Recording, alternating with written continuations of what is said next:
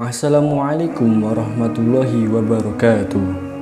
Sahabat ini Islam, kita hidup di dunia pasti ada yang namanya peraturan atau hukum, guna mengatur dan membatasi manusia dari rasa keinginannya yang berlebihan dan berujung kerusakan, kerugian, bahkan kejahatan.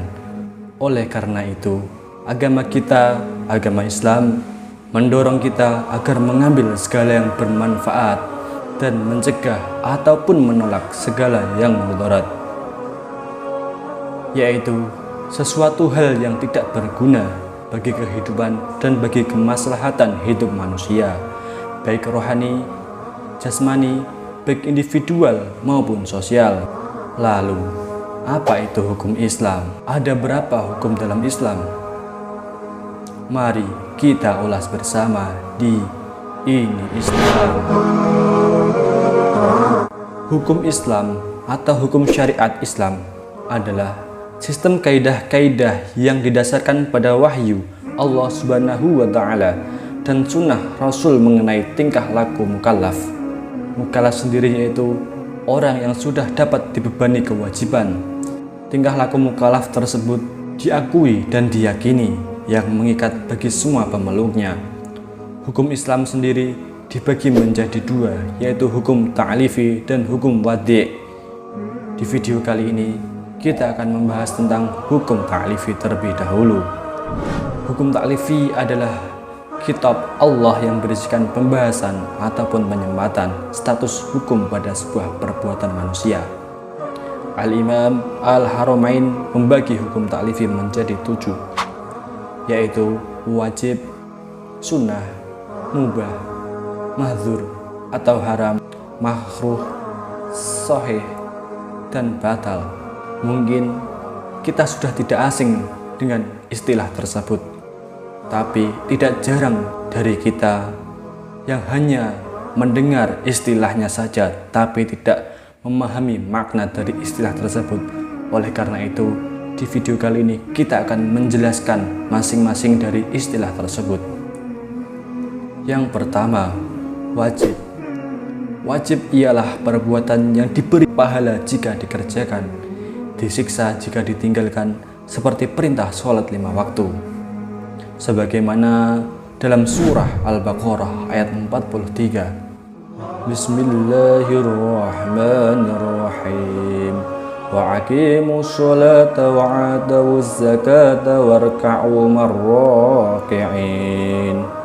Artinya, dirikanlah sholat dan tunaikanlah zakat, dan sholat atau rukuklah bersama orang-orang yang sholat. Hukum sholat sendiri wajib. Selain sholat, hal-hal lain yang wajib yaitu kewajiban berpuasa di bulan suci Ramadan, kemudian zakat, kemudian ibadah haji bagi yang mampu. Yang kedua yaitu sunnah.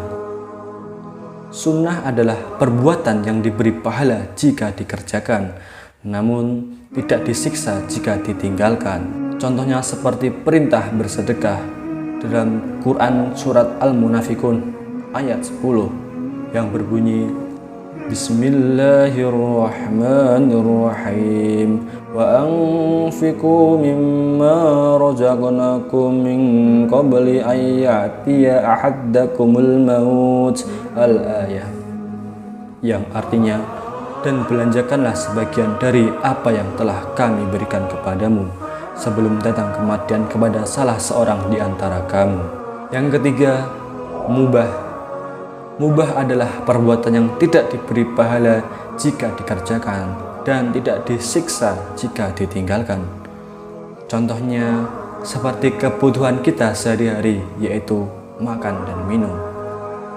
Sebagaimana dalam Quran surah Al-Baqarah ayat 57 yang berbunyi Bismillahirrahmanirrahim. Qulu min thayyibati ma razaqnakum. Al-ayah, yang artinya, makanlah kalian semua dari hal-hal yang baik yang telah kami berikan rezeki pada kalian. Yang keempat, mahdzur atau haram. Ialah perbuatan yang diberi siksa jika dikerjakan dan diberi pahala jika kita tinggalkan. Contohnya seperti melukai atau membunuh seseorang. Hal ini tentu saja dilarang. Sebagaimana dalam Quran surah Al-Isra ayat 33 yang berbunyi, Bismillahirrahmanirrahim. Wala taqtulun nafsallati haramallahu illa bilhaq. Artinya, dan janganlah kamu membunuh orang yang diharamkan Allah membunuhnya kecuali dengan suatu alasan yang benar. Yang kelima, makruh. Makruh adalah perbuatan yang diberi pahala jika ditinggalkan, namun tidak disiksa jika dilakukan. Contohnya seperti larangan tidur sehabis sholat subuh. Para ulama sendiri mengatakan bahwa tidur setelah sholat subuh itu hukumnya makruh, karena waktu setelah subuh adalah waktu kita mendekatkan diri kepada Allah Subhanahu wa Ta'ala. Selain dari pandangan para ulama, ternyata dari segi kesehatan, tidur setelah sholat subuh juga memberikan efek negatif. Seperti ungkapan Dr. Kevin Andrian Jantin menjelaskan bahaya kesehatan dari tidur di pagi hari. Bahaya kesehatan tersebut bisa menyebabkan diabetes, obesitas, penyakit jantung, dan pembuluh darah, kurangnya perhatian, dan perubahan suasana hati. Oleh karena itu, mari kita hindari kebiasaan tidur setelah sholat subuh. Yang keenam, sahih. Sahih ialah kondisi yang terkait dengan keberlangsungan atau keteranggapan. Maksudnya adalah suatu perkara yang dilakukan sesuai dengan hukum syariat, seperti sholat yang dikerjakan sesuai dengan rukun dan syarat. Melakukan sholat dengan menyempurnakan 13 rukun, dimulai dari niat sampai salam. Jika kita melakukan suatu ibadah yang di dalamnya kita menyempurnakan rukun dan syaratnya, maka ibadah kita dianggap sebagai sahih, sah, ataupun diterima. Yang ketujuh, batal. Batal adalah kondisi yang tidak terkait dengan keberlangsungan atau keteranggapan. Maksudnya di sini adalah suatu perkara yang dilakukan tidak sesuai dengan hukum syariat, seperti sholat yang dikerjakan dengan rukun dan syarat yang tidak sesuai. Melakukan sholat tanpa menyempurnakan rukun, misalnya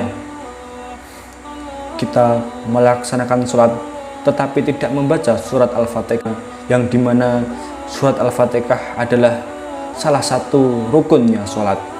Jika kita meninggalkan atau tidak membaca surat Al-Fatihah, maka sholat kita tidak akan sah atau batal. Jadi sahih dan batal ini adalah suatu yang bertolak belakang. Sahih artinya diterima, batal artinya tidak diterima. Alhamdulillah, sahabat ini Islam, itulah tadi pembahasan mengenai hukum Islam ta'lifi. Semoga kita bisa mengetahui pembagian dan penjelasan dari hukum ta'lifi tersebut, menjadikan sebab bertambahnya ilmu kita. Amin, amin ya rabbal alamin. Sahabat ini Islam, mungkin sampai di sini dulu pembahasan kita kali ini. Semoga kita masih diberikan kesehatan agar dapat bertemu di pembahasan yang akan datang. Akhir kata, wassalamualaikum warahmatullahi wabarakatuh.